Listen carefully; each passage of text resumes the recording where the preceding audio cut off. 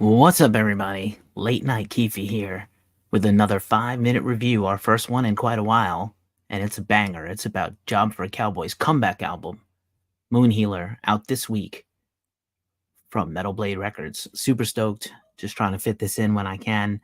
Um, this is not our typical live stream, so we won't be fielding any questions. We're going to just do a straight up review share here. I got my spectacles on because I got notes to read.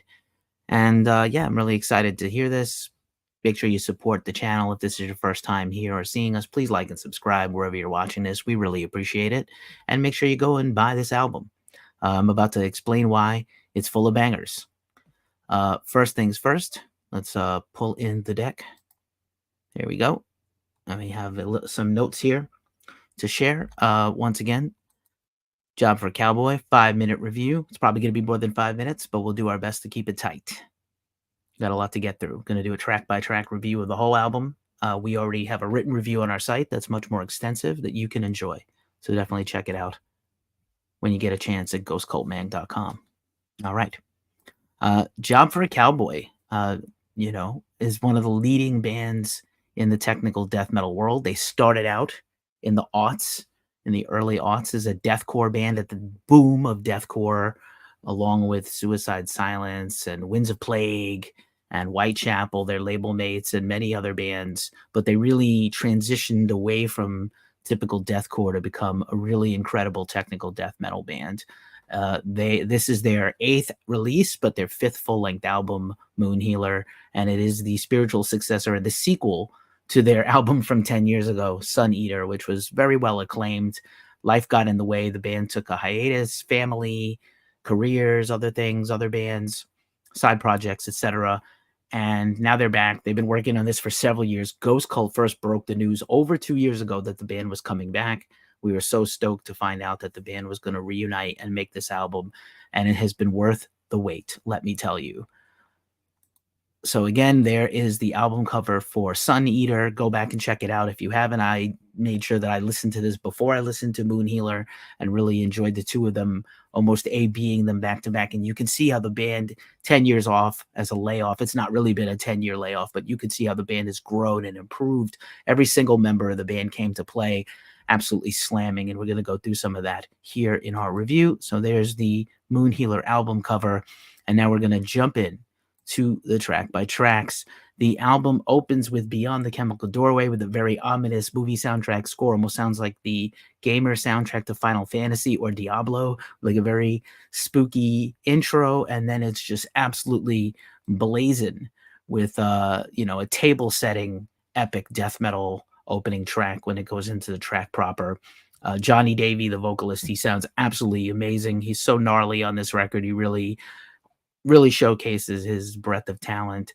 And again, the entire band is amazing. Just to let you know, the main core of the band is joined by infamous, legendary metal drummer Naveen Coperweiss. You know him. He used to be in Animals as Leaders. He's on Entheos, also on Metal Blade Records. He is recently on albums by Machine Head and Whitechapel and is basically thought of as one of the greatest drummers in the world, and it shows on this album.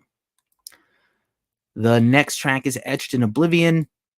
And, like a brutal technical death metal, almost gore guts in nature, incredible lead guitars, and this very sick karate chop and riff that is going to just have you going back to this track again and again. Very interestingly enough, there's a bunch of singles from this record, but the cuts that were not singles tend to be my favorites personally. Just really a phenomenal job all around here. The third track on the album is Grinding Wheels of Ophanum. I hope I said that correctly. And I probably can't do justice to this is a concept album. It's a very lyrically dense record, basically about a character named the Alchemist who takes a bunch of edibles and has like an inner body, outer body mind experience. And, as a way to kind of like advance humanity basically through edibles, which is, kind of amazing. I have some edibles here I will take after I do this live stream. And yeah, what a sick track. This is another banger. It's really epic feeling, like very grandiose. And again, perhaps Naveen's best drumming on the record in total, and like a very black and death metal riff fest that will have you making like the mean riff face as you listen to it. I promise you. The next track on the record is The Sun Gave Me Ashes, So I Sought Out the Moon. Very grim title for a very uplifting killer song. This is much more like a thrash and death metal, a combination of like old school Cannibal Corpse and Cynic with Sepultura and Lamb of God and Pantera. It's got a tremendous groove and backbone to it. And again, another a workout, a riff workout. I think guitar players are going to listen to this record and be hurting themselves trying to learn this stuff over and over. These guys came to play. We did an interview with Nick Shins, the bassist, and he's incredible. And he's also all over this record with his really distinctive bass style, where sometimes he's leading, sometimes he's holding it down, but it never feels off the rails at all. The fifth track on the record is Into the Crystalline Crypts. Again, more storytelling, fantastic vocals, and really beautiful, bleak, almost blackened death metal, technical death metal riffs, and a super gnarly mosh part ending that I think people are going to go nuts for if they play this live. Track 666 is A Sorrow-Filled Moon. Again, another really contemplative title and a contemplative lyrics, and I really love there's some really interesting clean guitar interworked here along with the heavy riffs and some very slinky bass parts, and there's a super hella technical death part later in the track that again is going to just make you go nuts. Really fantastic songwriting all the way around here. As we breeze through this, number 7 was a single, Agony, the Sleeping Storm, or the Agony Seeping Storm, sorry. And I have in my notes here, it's like very Black Dahlia murdery. I think Trevor would have been proud to hear this track had he been here. Rest in peace, Trevor. It was the first single or the second single, and it's just very aggressive death metal. Probably going to get added to your workout mix when you lift.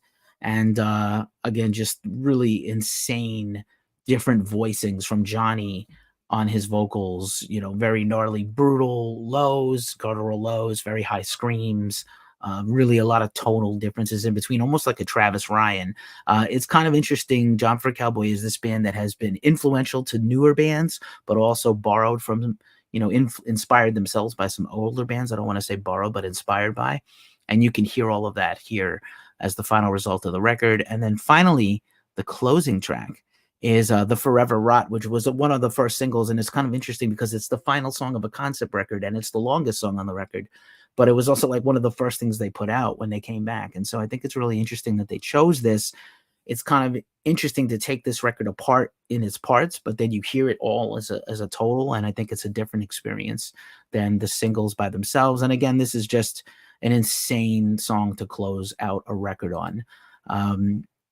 Again, if you were like one of these fans that was just waiting for this band to come back, I know we've lost some bands to, Oblivion, Necrophagist comes to mind as a band that may never come back, but we got back Job for a Cowboy. And I just want to close this out with a really great quote from our own Tim Ledden, my buddy. Moon Healer is both a fantastic next step since Sun Eater and an ambitious comeback album, to say the least. Job for a Cowboy is certainly far away from their deathcore days, but what they've evolved into throughout these years has been worth the journey. And then it goes on to say, don't sleep on this record, and I could not agree more. We gave this record a 9 of 10 at Ghost Cult, and it is definitely going to be one of the albums of the year and a stay list choice for your playlists. So I'm Keefy from Ghost Cult Mag. Once again, make sure you like and subscribe. Hit the notification bell if you're here on YouTube or your other socials or podcasts. We put up a bunch of content all week long, news and reviews and interviews all week on ghostcultmag.com every day. And we'll be back with our weekly news show every Thursday. So come check us out later today for that. Thanks for being here. I'm Keefy from Ghost Cult Mag, and have a great night. Thank you.